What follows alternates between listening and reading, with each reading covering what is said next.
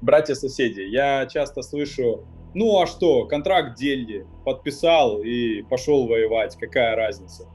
Ну разница огромная, потому что эта война не за Кавказ, не за защиту мечетей, не за нашу веру. Это война за интересы Путина и Кремля. А в исламе ясно сказано, убивать невинных харам.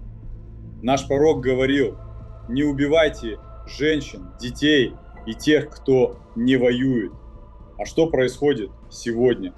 Наших парней бросают бомбить украинские города, стрелять в мирных. Это грех, тяжкий грех, за который придется отвечать перед Аллахом. Кремль сделал нищету, чтобы наши братья шли за копейкой. Но, братья, деньги не оправдают харам. Лучше жить бедно, чем умереть с грехом на руках.